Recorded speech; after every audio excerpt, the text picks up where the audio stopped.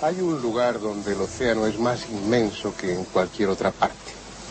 Un lugar donde palabras como aislamiento o soledad adquieren su más dramático sentido. Obviamente se trata de una isla, la isla más perdida, la más solitaria, lejos de cualquier lugar. Una isla en la que además convergen todos los misterios. La isla de Pascua. Escuchábamos al mítico Fernando Jiménez del Oso en uno de los programas con los que dio a conocer a España la existencia de esta cultura fascinante. Isla de Pascua, o Rapa Nui, como la llaman sus propios habitantes, es quizá uno de los pocos lugares exóticos que aún quedan en el Pacífico. Ahí se desarrolló una cultura muy singular que a muchos de nosotros ha llegado gracias al relato de autores un tanto heterodoxos, ¿no? Podríamos denominar, como Erich von Däniken, el mismo que hablaba de supuestos vínculos estelares o incluso contactos con los antiguos egipcios. Lejos de esos relatos fantásticos, sin lugar a dudas, Rapa Nui cuenta con un montón de historias apasionantes a las que no hay que añadir nada irreal para convertirlas en algo casi increíble. Esto es Ser Historia. Comenzamos nuestro viaje.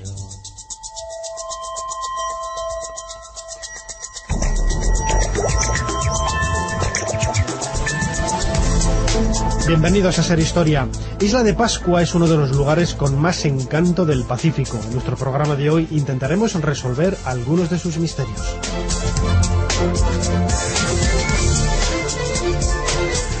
Y hoy comenzaremos con algunas dramatizaciones con actores. Viajaremos a Breda de la mano de Diego Velázquez.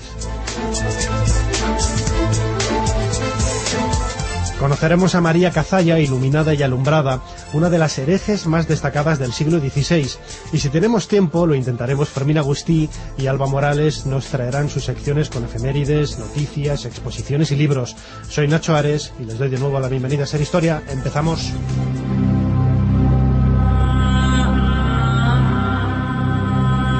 Allí, en donde nace el sol, más allá incluso del lejano Japón, en pleno océano Pacífico, existe una isla misteriosa cuya historia ha disparado la imaginación de autores y científicos.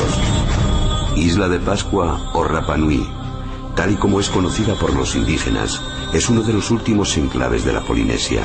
Las leyendas que se han construido en torno a los enigmáticos moais, las gigantescas cabezas esculpidas en la piedra volcánica de la isla, han hecho de Pascua una de las metas más queridas por los amantes de los enigmas históricos. Sin embargo, como relataremos en este programa de Ser Historia, su pasado no tiene más mitos que los que podamos encontrar en otros lugares del globo. Y aún así, Pascua sigue teniendo una personalidad exclusiva que la convierte en un lugar especial en donde el tiempo parece haberse detenido. Ser Historia, Cadena Ser.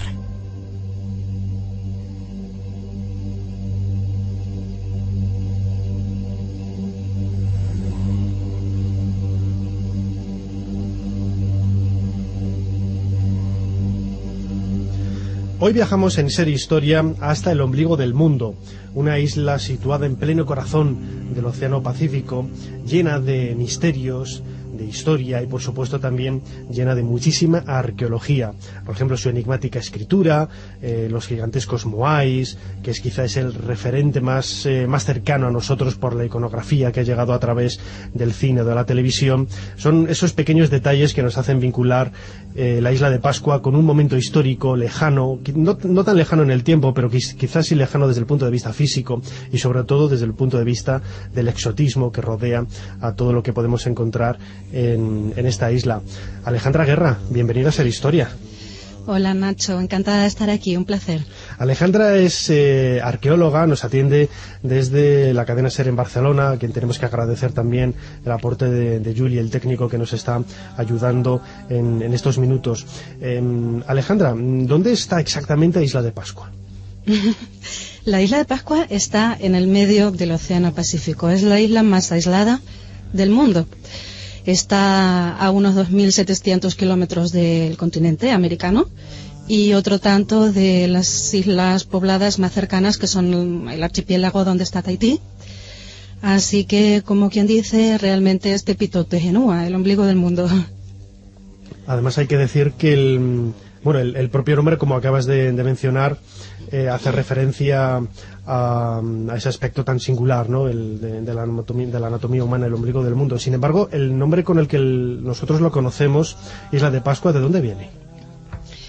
Isla de Pascua es el nombre que le puso el holandés Roggeveen en 1722, cuando llegó un día de Pascua de 1722. Por eso la isla se llama Isla de Pascua, pero anteriormente ya tenía otros nombres, como bien has dicho tú, Tepito Tehenua, el ombligo del mundo, Rapa Nui, que significa isla pequeña, y isla grande, perdón, y también Mata Kiterangi, que significa ojos que miran al cielo, o la gente que conoce al cielo, según cómo se interprete.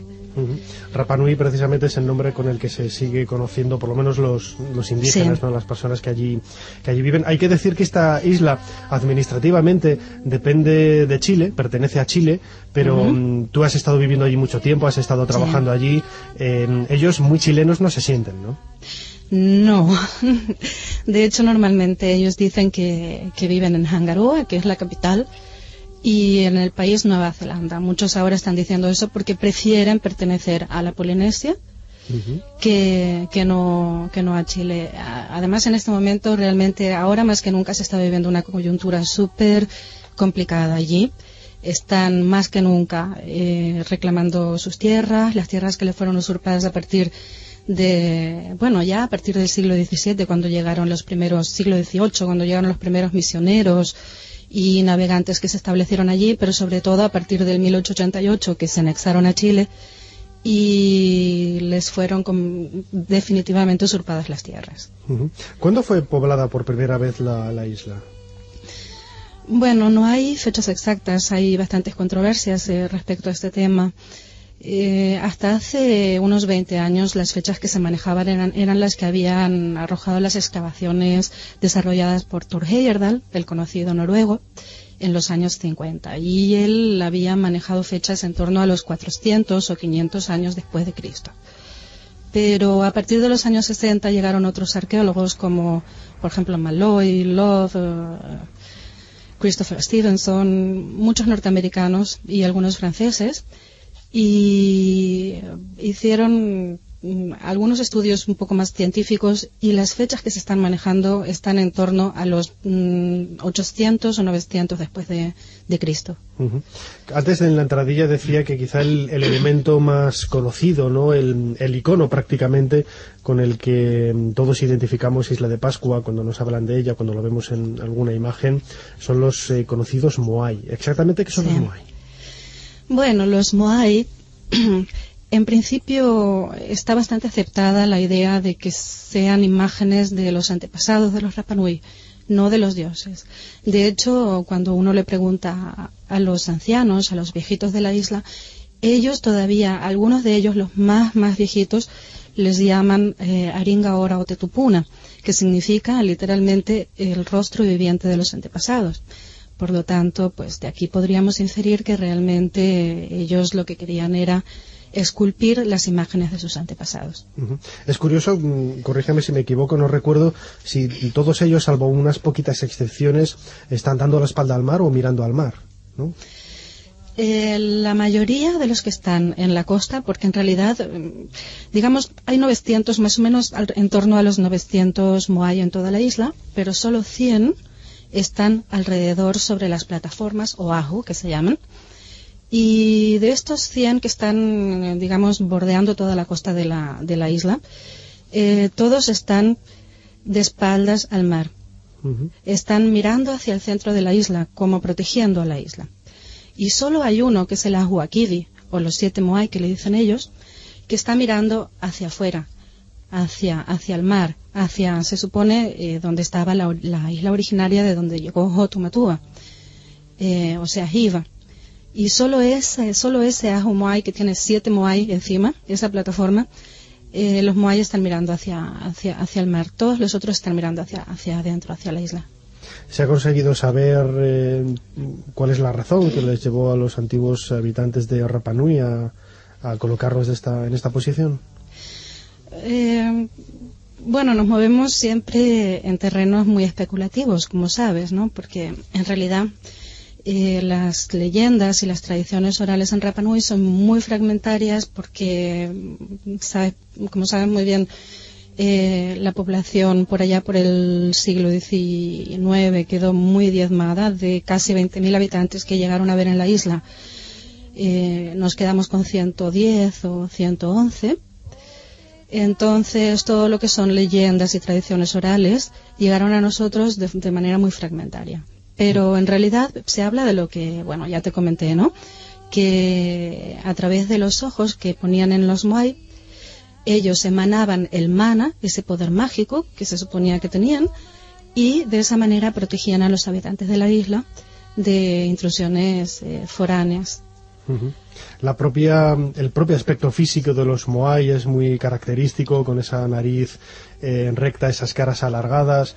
Tenemos en muchas ocasiones son estatuas que están trabajadas en piedra volcánica y clavadas en el suelo, y las excavaciones, las fotografías que se han visto de las excavaciones de los moai nos dan a entender que eran figuras realmente gigantescas. Sí, bueno, hay de todos los tamaños, Nacho. Y realmente se nota una evolución desde que se empezaron a hacer los moai por allá por los años 900, después de nuestra era, que eran los más gigantescos. Hay moai de tallas hasta los 20 metros de altura. Y ahora la razón no se sabe por qué, pero paulatinamente el tamaño de los moai fue decreciendo. Los más pequeños son los más recientes. Uh-huh. Y otro problema que tengo aquí un poco planteado también, el problema del transporte, ¿no? También, que se ha comentado en ocasiones, sí. ¿Cuánto puede llegar a pesar un moai, de algunos de ellos que miden hasta 20 metros de altura? Bueno, varias decenas de toneladas. Claro. Y claro, supone un problema, pero esto del transporte ya ha sido probado experimentalmente en muchas ocasiones por diferentes investigadores. Bueno, desde las teorías, digamos, más extrañas, como por ejemplo las de von Däniken, que uh-huh. pensaba que los cosmonautas o los extraterrestres habían ayudado a los moai, a los Rapa Nui a mover los moai, hasta las leyendas y las tradiciones orales que hablan de que ellos caminaban hasta sus plataformas usando el mana. Pero esto tiene una explicación, o sea, porque luego hubo principalmente 2 investigadores que probaron que había manera posible de transportar los moai de pie. Uh-huh. Por lo tanto, si las tradiciones orales hablan de que los moai caminaban hasta las plataformas, es posible, con la ayuda de cuerdas y de palancas, hacerlos caminar realmente. O como probó Charles Love, un arqueólogo norteamericano, que iban caminando sobre rieles de madera, o como probó el ingeniero checo Pavel Pavel, que trabajó con Thor Heyerdahl en el año 1986, que experimentalmente probó que se puede hacer llegar a los moai desde el Rano Raraku hasta la costa y ponerlo encima de los ahu, de las plataformas, con una cuerda al cuello y otra cuerda en la base, haciendo mover al moai en un vaivén, caminando hasta la plataforma. Uh-huh. La arqueología experimental en muchas ocasiones ha encontrado soluciones a supuestos problemas tecnológicos que plantea la elaboración de los moai, ¿no? Ahora, por ejemplo, comentabas las teorías de Erik von Däniken, que, bueno, pues un autor heterodoxo, sí. Se le puede criticar en muchas ocasiones, ¿no? Yo siempre he reconocido que, creas o no en lo que él dice, gracias a él, no solamente Pascua, sino también las pistas de Nazca, etcétera, sí. se han dado a conocer absolutamente a todo el mundo, ¿no? Es curioso, por ejemplo, también en Nazca el término de pistas casi ha sustituido al de las líneas, ¿no? Él decía que era tierra, las marcas dejadas en el suelo para que aterrizaran los platillos volantes, una teoría totalmente absurda, ¿no? Pero sí que es cierto que, por ejemplo, quizás esa extrañeza del aspecto físico de los moai, tan alejado de lo que normalmente estamos acostumbrados a ver en otras culturas, pues lo hace estar en el centro de la diana de muchos investigadores que han visto, por ejemplo, también me viene ahora a la cabeza la idea de que los antiguos egipcios estuvieron aprovechando las corrientes marinas del Pacífico para llegar hasta allí, etcétera. Son teorías totalmente absurdas, que con el paso de los años muchos de esos enigmas, supuestos enigmas vinculados a la cultura de Pascua, pues han ido poco a poco cayendo, ¿no?, en favor de los resultados de las investigaciones que, como tú, por ejemplo, habéis llevado a cabo en la isla, ¿no es así?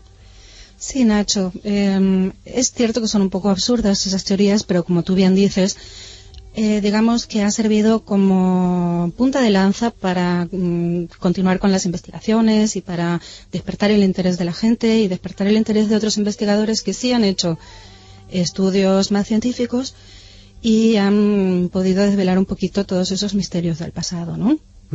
Uno quizás de los pocos misterios de Isla de Pascua que todavía siguen vigentes, siguen vivos, es un verdadero laberinto y quebradero de cabeza para muchos investigadores, es su escritura, la escritura Rongo Rongo. Si te parece, Alejandra, vamos a escuchar un pequeño reportaje que hemos preparado sobre la forma de escribir que tenían en la antigua Rapa Nui y luego retomamos la conversación. ¿Cómo no? El desciframiento de la escritura Rongo Rongo es uno de los mayores enigmas de la isla Rapa Nui. Está formada por unos 600 signos, entre los que vemos formas antropomorfas, animales, vegetales y también varios trazos geométricos. Escuchamos a Francesc Amorós, historiador y profesor de la Universidad de Barcelona, experto en Isla de Pascua. En primer lugar, no hay acuerdo en el significado de la palabra rongo rongo, porque la palabra completa es Kohou Rongo Rongo, que significaría una tabla de madera en la cual hay inscritos unos signos, y estos signos, que significa una noticia, un recado, una novedad, por tanto, son noticias o órdenes que están inscritas encima de un soporte duro, básicamente es sobre madera. También hay algún caso que está en piedra y alguna vez también en hueso. En la actualidad solamente se conservan 25 tablillas de los centenares que seguramente debieron de existir desde su reciente creación en el año 1869. No parece haber separación de frases y palabras, lo que dificulta aún más la interpretación de los textos. ¿Cómo se lee? La lectura empieza tomando la tableta desde la última línea inferior. Entonces, cuando se llega leyendo de izquierda a derecha, como nosotros, ¿no?, en nuestra lectura, ¿no?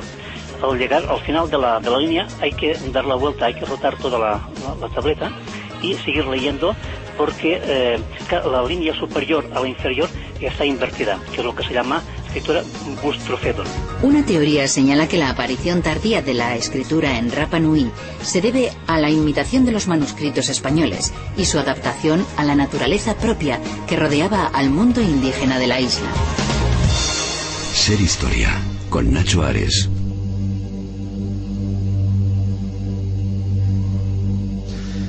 Seguimos hablando con Alejandra Guerra, de Isla de Pascua. Alejandra, el otro día me propusiste que pusiéramos esta música. ¿Qué es exactamente lo que estamos escuchando de fondo? Esta música maravillosa es una música que se enmarca en un proyecto sobre el rescate de la historia Rapa Nui y de las tradiciones. Y la autora e intérprete se llama Sofía Barca, una chilena que lleva más o menos unos 15 años en la isla estudiando las tradiciones de los Rapa Nui. ¿El disco cómo se llama? Este creo que es Nuku Temengo. Bueno, pues todos los que nos están escuchando, si quieren conseguir la música, porque hay mucha gente que luego nos escribe diciendo, oye, ¿qué música era la que colocabais de fondo en esta entrevista o en esta otra y tal? Pues mira, sí, ya nos adelantamos seguro a las preguntas y a los correos que nos van a enviar. Alejandra, ahora hemos escuchado en el reportaje cómo Francesc Amorós, quizá uno de los máximos expertos en Isla de Pascua, sí, en España, nos daba unas pequeñas pinceladas sobre esta escritura tan curiosa, ¿no? Se conservan pocas tablillas, apenas unas 25 de los, sí, bueno, pues seguro que había cientos y cientos de ellas, y el problema es que no se han conseguido descifrar y de hacerse, y lógicamente muchos de los misterios de Isla de Pascua pues quedarían al descubierto. Sí, así es. Es uno de los pocos grandes misterios que quedan en la Isla de Pascua, porque realmente no hay por dónde coger el tema. Como bien ha dicho Francesc Amorós, quedan unas 24 o 25 tablillas que están desperdigadas por todo el mundo, pero de esas 24 solo 14 están completas, y el resto son fragmentos o son reimiros, o está el famoso bastón de Santiago. Y lo más triste es que ninguna de ellas permanece en la isla de Pascua. Están todas fuera de ella, ¿no? Fuera de la isla de Pascua. Hay en Tahití, en Hawái, en Rusia, en Estados Unidos, en varios museos de Europa y en varios de Chile, pero no hay ninguno en la isla de Pascua. En el Museo de la Isla de Pascua se exhibe una reproducción, una copia de una tablilla rongorongo. Eso es muy triste, me parece a mí. Desde luego que es bastante triste. Además, hay algunas teorías que exponen que el nacimiento de la escritura es bastante reciente, es decir, empiezan a escribir en la isla, lo escuchábamos ahora en el reportaje, prácticamente después de que llegaran los europeos. Bueno, esa es una de las teorías. Como sabes, los investigadores intentan siempre a toda costa demostrar sus propias teorías. Hay muchos que piensan que los Rapa Nui empezaron a desarrollar las rongorongo a partir de la llegada de los españoles, sobre todo, sí, de los europeos, pero sobre todo de los españoles, que llegaron un poquito después que Roggeveen, el holandés, en 1770, y en el buque de González de Aedo, y el Ariqui, que estaba en aquel momento, firmó un tratado con González de Aedo, y en esa firma hizo unos signos que se parecían bastante a los rongorongo, y se cree que es a partir de ahí que para copiar, digamos, la costumbre de escribir sobre un soporte que vieron de los españoles, ellos empezaron a desarrollar la escritura. Pero las tradiciones orales y las leyendas no están en lo más mínimo de acuerdo con esta visión, y ellos dicen que fue Hotumatua que llegó con 67 tablillas a la playa de Anaquena. Y de hecho incluso se habla de grandes escuelas donde los sacerdotes enseñaban el arte de escribir y de leer las rongorongo a los hijos de los grandes ariquis. Aparte de esto, que solo está basado en las leyendas y en las tradiciones, también otros investigadores han manejado la idea de que quizá se empieza a escribir a partir del siglo XV o XVI. Y esto porque se han encontrado, por ejemplo, en petroglifos o en algunos soportes de hueso más antiguos que las tablillas rongorongo, y que sí se han podido datar un poquito más antiguas. Por lo tanto, parece ser que sí ellos tenían alguna manera de escribir, no en tablillas de madera quizá, pero sí en otros soportes, mucho antes de que llegaran los europeos. Acabas de dar un dato que además seguramente a muchos de los que nos están escuchando se creen que en Isla de Pascua solamente hay moais y escritura rongorongo, que bueno, en este caso, como bien decías, las tablillas están todas fuera de la isla. Sin embargo, yo recuerdo algunos artículos que publicaste en Revista de Arqueología hace años, cuando excavabas allí, hablando un poco de la cantidad de petroglifos que hay y de otros yacimientos arqueológicos que aportan muchísima información a esa cultura indígena de la isla.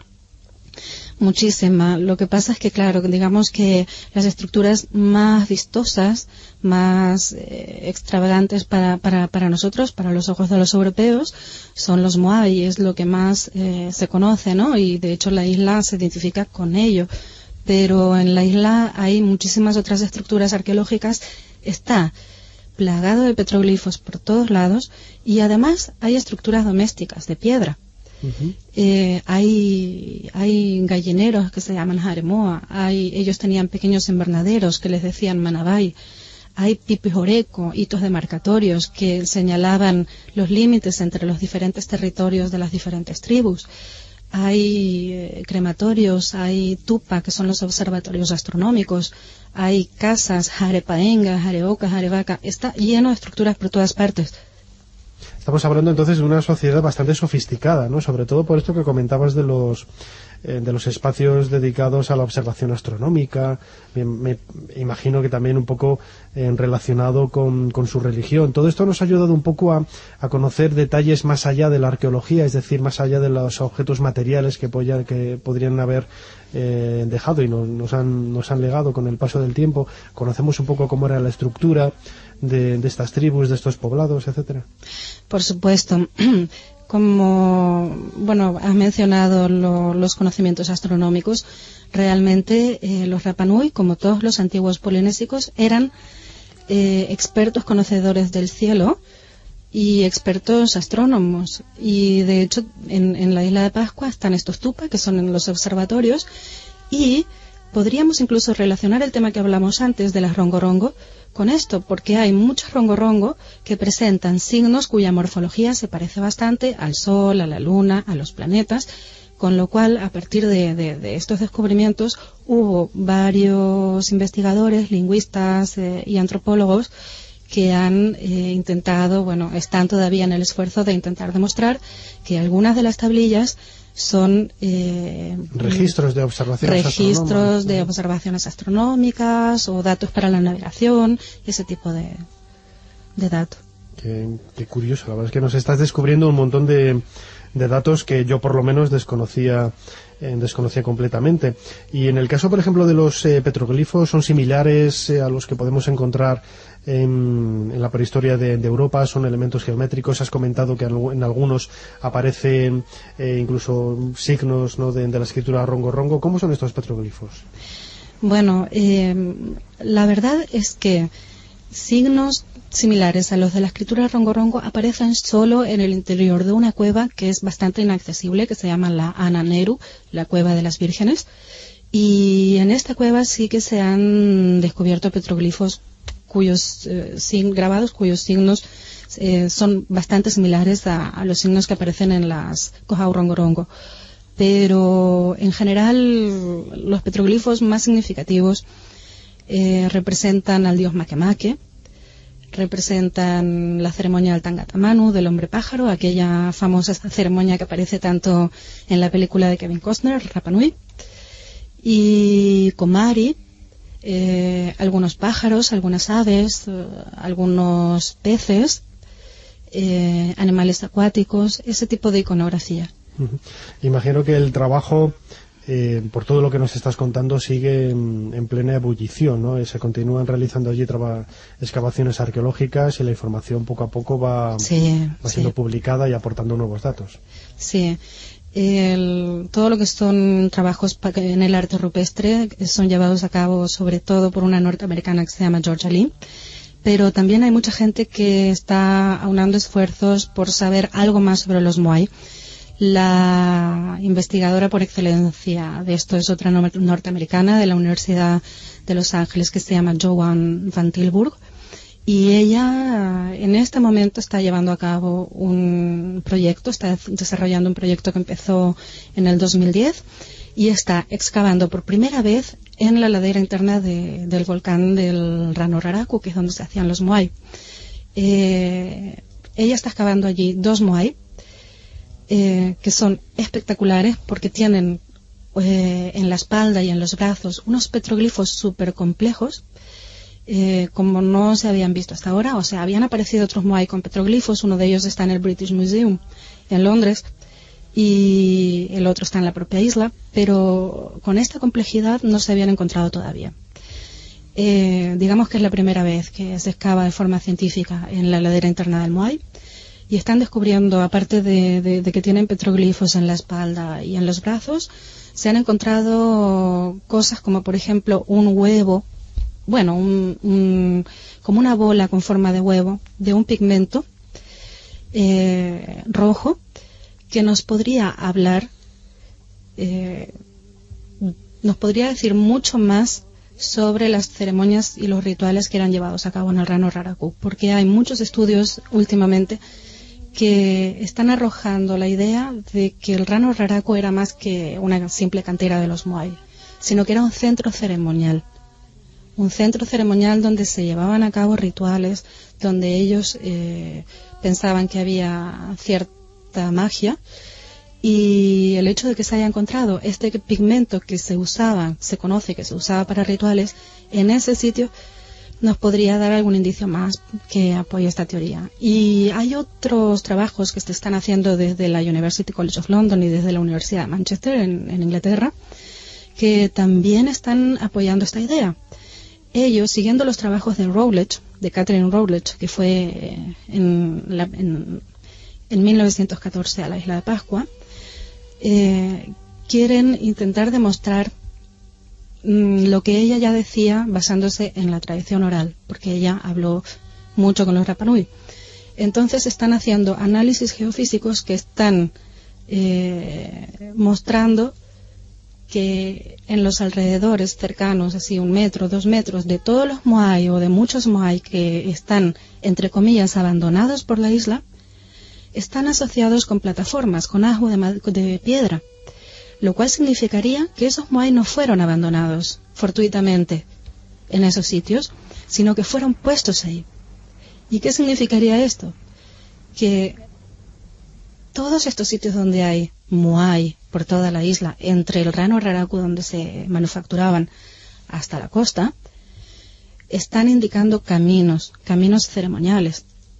O sea, todos estos trabajos que se están haciendo en estos últimos 10 años están intentando demostrar que el Rano Raraku era un gran centro ceremonial y que los moai que están abandonados en la isla no están realmente abandonados, sino que están puestos ahí por algo, señalando un camino ceremonial.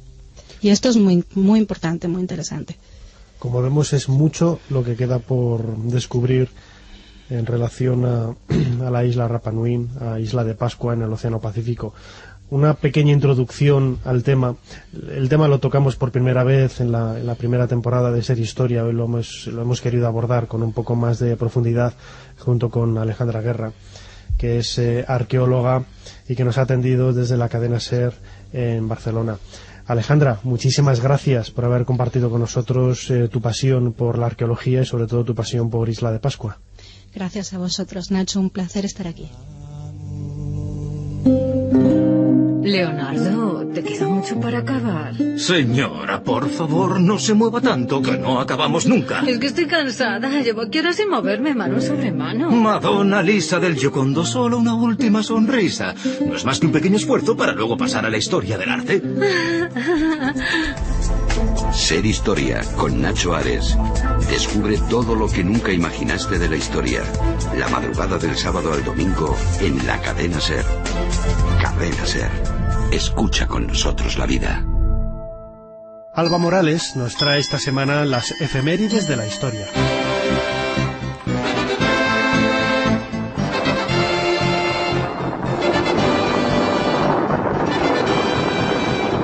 1 de noviembre de 1952, Estados Unidos explosiona la primera bomba de hidrógeno del mundo en un atolón remoto del Océano Pacífico.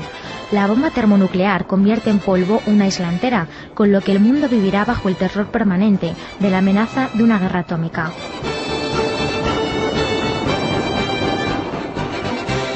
3 de noviembre de 1957, la perra Laika se convierte en la primera criatura con vida que es enviada al espacio a bordo de la nave espacial soviética Sputnik 2.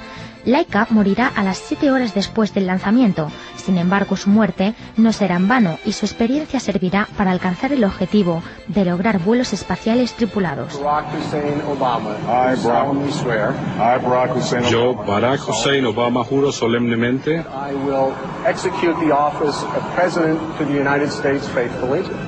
que desempeñaré fielmente el cargo de presidente de Estados Unidos. 4 de noviembre de 2008. En Estados Unidos, con una afluencia de votantes masiva, ilusionados por el cambio y el retorno del sueño americano, se logra que por primera vez en la historia un hombre negro ocupe el sillón presidencial, al ganar las elecciones el candidato demócrata a la Casa Blanca, Barack Obama.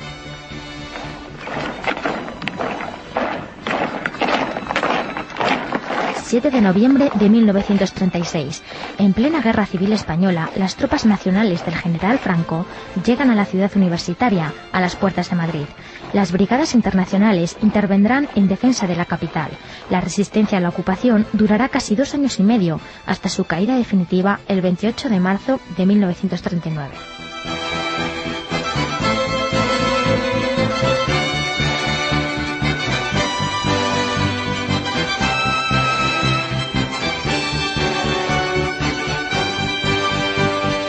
Ser Historia con Nacho Ares.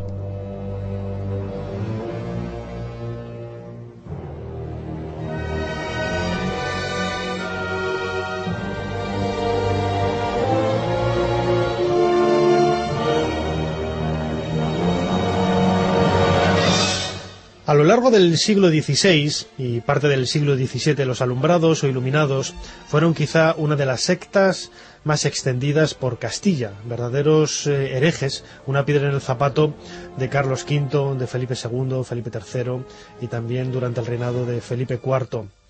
A esta herejía vamos a dedicar los próximos minutos y en concreto a uno de sus protagonistas, María Cazalla, que es el eje principal del libro de Álvaro Castro, Las noches oscuras de María de Cazalla, publicado por La Linterna Sorda.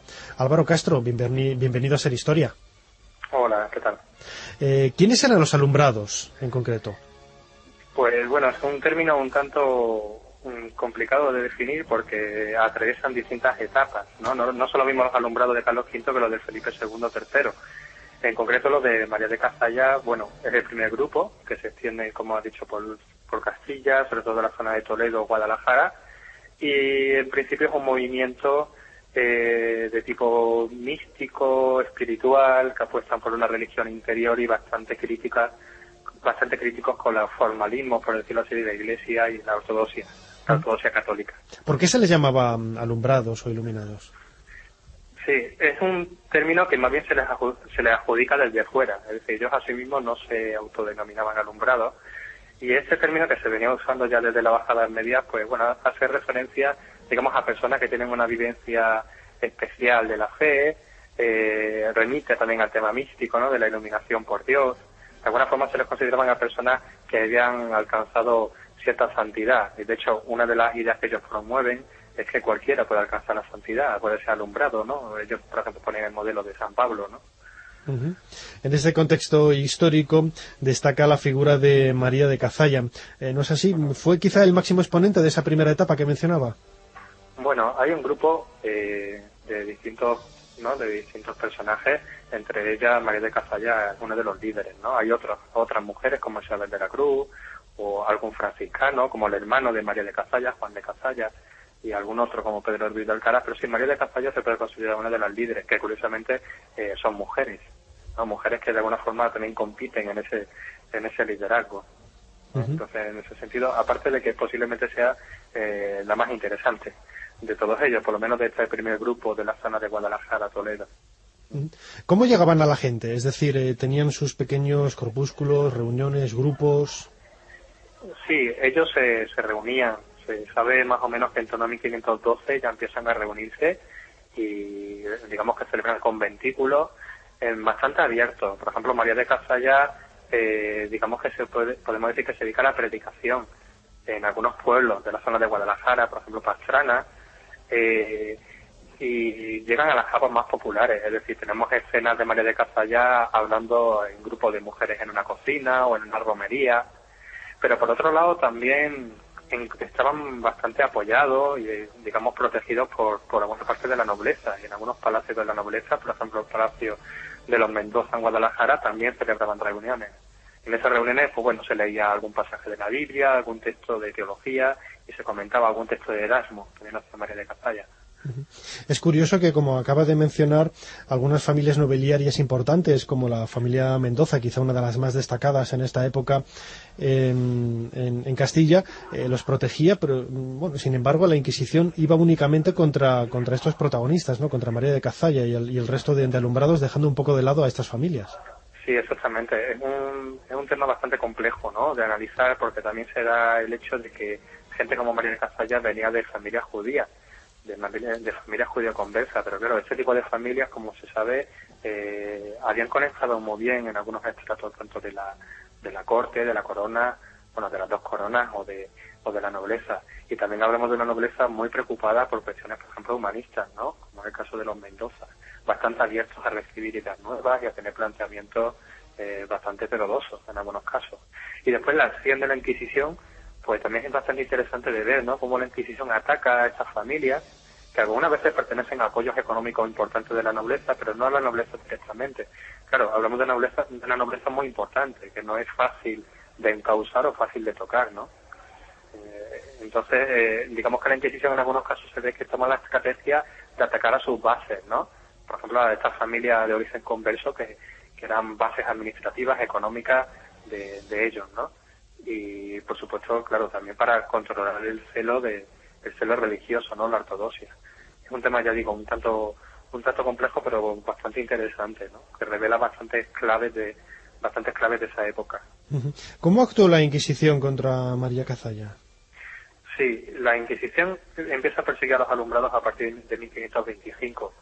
Entonces ya empiezan detenciones, bastantes delaciones, bastantes acusaciones que se van, digamos, amontonando en el Tribunal de la Inquisición de Toledo, pero a María de Cazalla no la cogen hasta 1532.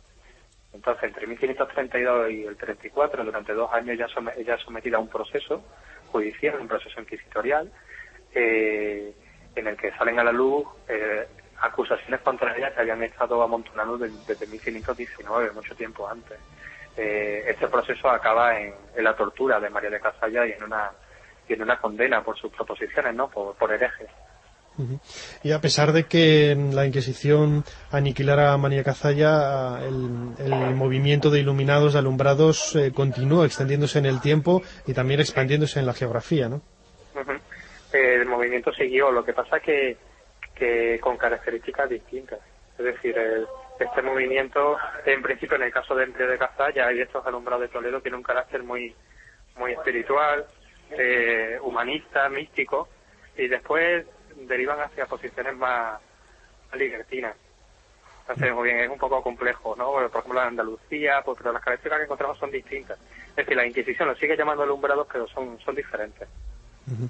Muy bien, todo esto lo podemos encontrar en el libro de Álvaro Castro, Las noches oscuras de María de Cazalla, que ha sido publicado recientemente por La Linterna Sorda.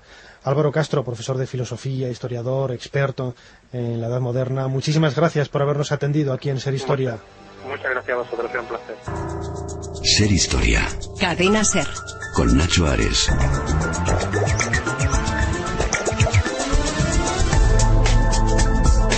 Esta semana en Serie Historia comenzamos con una serie de dramatizaciones que nos van a explicar un poquito más de cerca con actores algunos pasajes importantes de la historia. En esta ocasión nos vamos a centrar en la rendición de Breda con un protagonista muy especial. Vamos a escucharlo.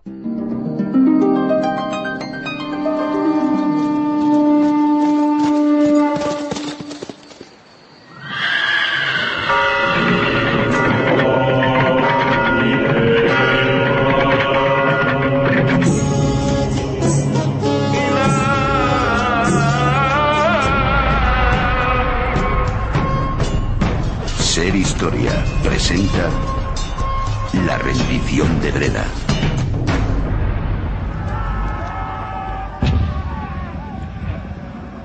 Sangre y sufrimiento costó a los tercios españoles la toma de la ciudad de Breda. De nada sirvió la firma de la tregua de Amberes con las Provincias Unidas de los Países Bajos, cuando en 1621 subió al trono nuestro monarca Felipe IV. La idea de la España imperial que Olivares había metido en la cabeza del rey fue la causa principal de que nuestros soldados retomaran la ofensiva. General Espínola, acaba de llegar una carta de Madrid. Los barcos de Indias cargados de plata y oro han arribado salvos al puerto de Sevilla. Pronto dispondremos de dineros para continuar con la toma de la ciudad. Son buenas noticias, comandante, desde luego, pero mi querido amigo, vos sabéis que la toma de Breda requiere de algo más que dineros. Señor, nuestros informes señalan que ellos solamente cuentan con 7.000 hombres. Y nosotros tenemos más de 30.000. El asalto no debería ser difícil. Hemos de ser cautos en nuestra estrategia y, sobre todo, hilar muy fino para que la operación sea todo un éxito, invirtiendo el menor esfuerzo posible. En eso, general, vos sois todo un experto. No ha habido ciudad en Europa que se haya podido resistir a vuestras maniobras militares. Gracias, comandante, pero me preocupa la ubicación de Breda. Es algo a lo que nunca nos habíamos enfrentado. Está repleta de canales y zonas fortificadas. En efecto, Breda no era como las demás. Ambrosio de Espínola había cosechado grandes éxitos al frente de los tercios españoles en los Países Bajos. El militar genovés hizo siempre gala de un conocimiento preclaro del movimiento de tropas y su distribución por tierras, ríos y montañas. Pero Breda era distinto. Al mando de Justino de Nassau-Statuder, de las Provincias Unidas de los Países Bajos, la ciudad vendería cara a su derrota. Como así fue. ¡Resistiremos! ¡Vive Dios que resistiremos! Spínola ha negado los canales y está empleando sus soldados no en el asalto de la ciudad, sino en el cierre de los pasos para evitar que puedan llegar hasta aquí nuestros aliados. La situación no es la mejor. Estamos abandonados a nuestro destino, general. Las fortificaciones de Breda son famosas en toda Europa. Sus muros son fuertes. Los españoles no podrán con ellos tan fácilmente como creen. Los tercios son muy hábiles y esperarán los meses que sean necesarios para tener su oportunidad. Cuentan con dinero y tiempo. Y así fue. Breda aguantó valientemente durante 10 meses las embestidas de los hombres de Spínola. El agotamiento de la población provocó que el 5 de junio de 1625 las puertas de la ciudad se abrieran para dejar salir a un cabizbajo y derrotado Nassau.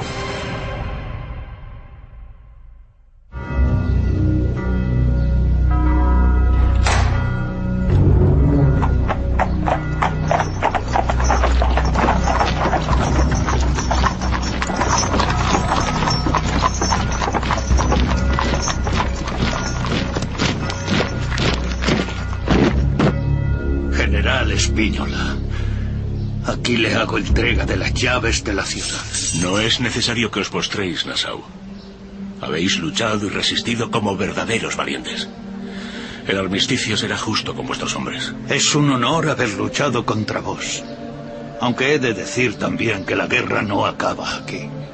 Holandeses y españoles volverán a verse las caras muy pronto. Estoy seguro que para entonces yo ya no estaré. Ya soy mayor para la guerra. Entonces, otro vendrá a sustituiros. En conmemoración del 10º aniversario de la rendición, mi rey Felipe IV me encargó realizar un lienzo con el que sorprender a los embajadores que recibiera en el Salón de Reinos del Palacio del Buen Retiro. Gesto vano, como todo lo que se hace en esta España decadente, arruinada por una guerra que, como la de Breda, es gloria del pasado. A punto estamos de volverla a perder por cabezonería de Olivares. Pero da igual. Yo seguiré pintando las alabanzas de cualquier tiempo pretérito que mejore el funesto presente.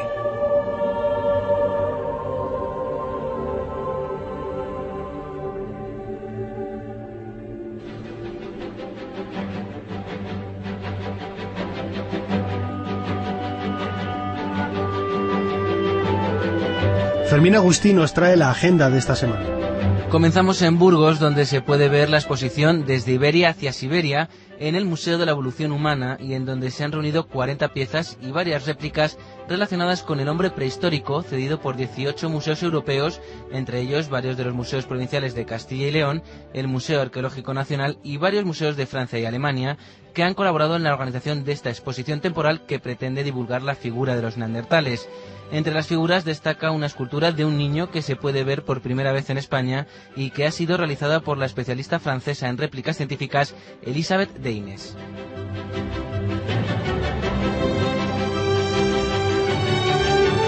De Burgos nos vamos a Murcia, donde no podemos perdernos la exposición Memorias, Misión Arqueológica Española en Siria, en el Museo Arqueológico de la ciudad, en la que se muestra 50 fotografías seleccionadas entre más de 4.000 que componen el archivo del Centro de Estudios del Próximo Oriente y la Antigüedad Tardía de la Universidad de Murcia.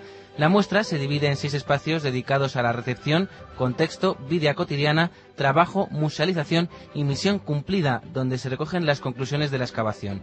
El profesor de Historia Antigua de la Universidad de Murcia, Gonzalo Matilla, es el comisario de esta exposición. Es una exposición fotográfica que recoge no solamente los trabajos, una muestra de los trabajos que durante 10 años se han estado haciendo por parte de la Universidad de Murcia en yacimientos de Karakusak y Tel Hamik en Siria, sino que además intenta reflejar el tipo de vida a la que nos veíamos obligados a vivir. Por suerte más que por desgracia, porque nos permitió pues convivir con un mundo que era completamente desconocido, que existió en su momento en España y que en la actualidad se ha perdido, como es todo el mundo rural lleno de vida de los beduinos del Éufrates. La exposición se completa con 6 vitrinas dedicadas al mundo beduino, los hallazgos arqueológicos, el trabajo de campo y las publicaciones, y se va a poder ver hasta el 8 de enero. Vamos a terminar con una recomendación literaria. José Antonio Ortega acaba de publicar El reino de las sirenas, con ediciones Saltantis, una historia basada en el Mary Celeste, un barco estadounidense cuya tripulación desaparece en mitad del Atlántico en 1872. Este es el punto de partida de una novela que nos vamos a encontrar con mucha intriga y misterio, ya que el barco apareció navegando en solitario. Su autor nos cuenta qué nos vamos a encontrar en su lectura. Un bergantín de bandera estadounidense cuya tripulación desapareció para siempre sin dejar rastro en el Atlántico, cerca de las Azores, entre noviembre y diciembre de 1872, en circunstancias bastante extrañas. El navío, cuando fue encontrado a la deriva, fue trasladado a Gibraltar, que era el puerto británico más cercano. Y aquí en Gibraltar se celebró un juicio que tuvo mucha repercusión mediática en aquella época, en la medida en que en aquella época podía tenerlo, ¿no? Estaba surgiendo, cobrando auge la prensa escrita, y fue lo que le dio más repercusión. Un libro que mezcla realidad con ficción y que está lleno de datos curiosos que han sido encontrados, como nos dice el propio autor, gracias a la investigación y documentación que ha tenido que llevar a cabo. La mayoría de datos en español sobre la historia no existen apenas, excepto algunas cosillas que existen por internet que no son muy fiables. Entonces la mayoría de la documentación la he tenido que conseguir sobre todo a través de internet, pero en Estados Unidos, ¿no? Incluso la propia bibliografía, ¿no?, que he utilizado, ¿no?, para muchos datos, ¿no? También he tenido que acceder a censos de la época, de población, de los lugares de donde eran algunos de los personajes, certificados de matrimonio. En fin, todo esto ha sido, afortunadamente, en Estados Unidos casi todo está digitalizado, ¿no? Entonces tiene un más fácil acceso que, por ejemplo, aquí en España, ¿no? Y como siempre, continuamos en Twitter con el hashtag SHAgenda, donde cada uno de vosotros nos puede recomendar qué ver, qué hacer o qué leer. Hasta la semana que viene.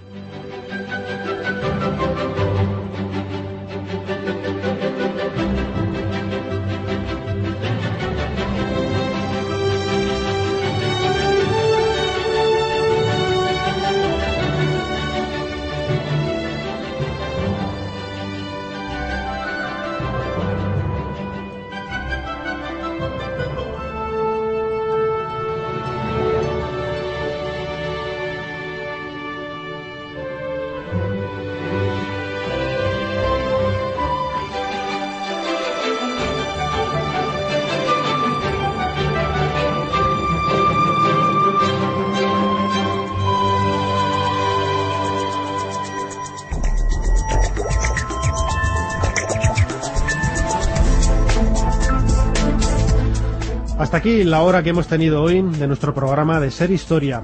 Rapa Nui, los iluminados y las dramatizaciones hoy por primera vez de la rendición de Breda han sido nuestros contenidos principales. Ya saben que para contactar con nosotros el contestador automático 91 521 0967, la página web www.cadenaser.com/ser-normal historia, una cosa que le hace mucha gracia a Fermín y me acabo de enterar.